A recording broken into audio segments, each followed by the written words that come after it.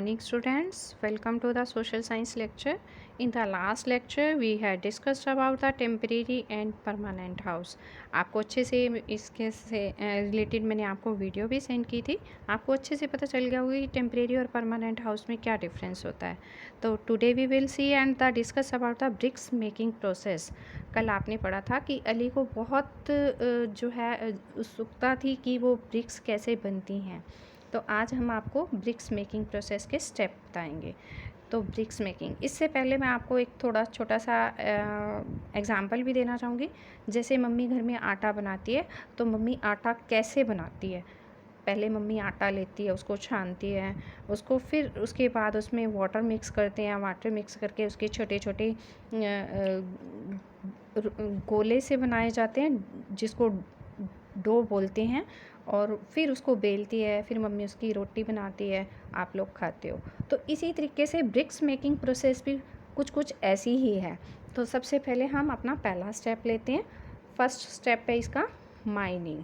जैसे कि आपको पिक्चर में भी दिखाया गया है कि जो क्ले होती है, यानी कि जो मिट्टी होती है, उसको खोदा जाता है, फिर उसको सॉफ्ट किया जाता है, उसमें से उसको छाना जाता है. जितना भी अनवांटेड चीज़ें होती हैं वो उसको में से निकाल दी जाती है. जैसे छोटे छोटे कंकर होते हैं तो उनको छानकर अलग कर दिया जाता है.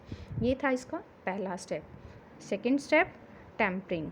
अब इसमें क्या होता है, जब आपके पास मिट्टी छन जाती है तो फिर उसमें क्या करते हैं, एक पानी मिक्स किया जाता है, वाटर मिक्स किया जाता है टू मेक डो. जैसे आपने आटा बनाया, मम्मी मैंने आपको एग्जांपल दिया कि आटा कैसे बनता है. ठीक है.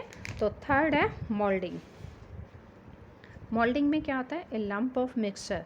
जैसे मम्मी छोटा सा गोला लेती है, आटे का छोटा सा गोला बनाती है, गोल गोल बनाती है, फिर उसको रोल करते हैं, फिर मम्मी उसकी रोटी बनाती है. तो इसी तरीके से उसके साथ ऊपर सैंड लगाया जाता है, यानी कि थोड़ी सी मिट्टी लगाई जाती है, और उनको एक सांचे में डाला जाता है ताकि वो चिपके नहीं. जैसे मम्मी आटा बनाती है तो साथ में आपने देखा होगा कि सूखा आटा भी लगाती है ताकि वो रोटी जो है जो आपका बेलन है उस पर, चकले बेलन पे जो है चिपके नहीं. तो इसी तरीके से फिर उसको क्या करते हैं, उसको एक मेटल का मोल्ड होता है, यानी कि एक सांचा होता है, उसमें डाला जाता है, और फिर उसको जो है ब्रिक्स उसी में, मतलब उसमें से जो आटा, वो जो आपकी क्ले है उसमें डाली जाती है और वो उसी का ही रूप ले लेती है. आगे फोर्थ स्टेप है ड्राइंग. अब इसमें सुखाया जाता है. ड्राइंग का मतलब होता है कि सुखाना. The mould is emptied on to the drying area.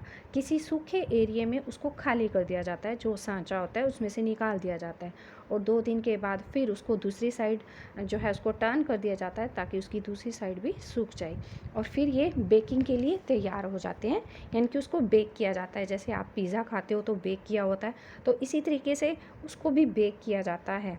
तो जो इसका फिफ्थ स्टेप है फायरिंग.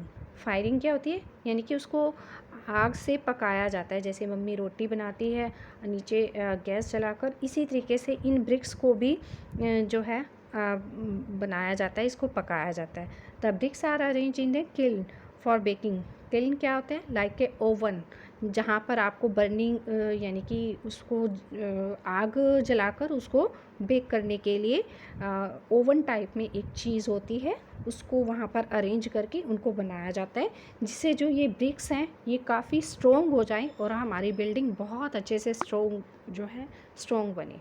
तो इसके बाद जब लोग खान ने इसको बहुत उसको हैरानी हुई, और वो भी जो रेडिश ब्राउन ब्रिक्स देखकर जो इन ओवन में किल में पकाई गई थी, उनको देखकर बहुत सरप्राइज होता है.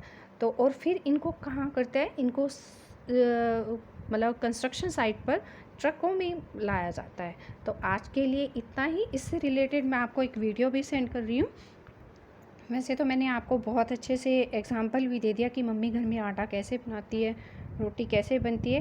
तो इसी से रिलेटेड फिर भी मैं आपको एक वीडियो सेंड कर रही हूँ ताकि आपको इसकी जो स्टेप हैं अच्छे से क्लियर हो जाएं. थैंक्स बेटा.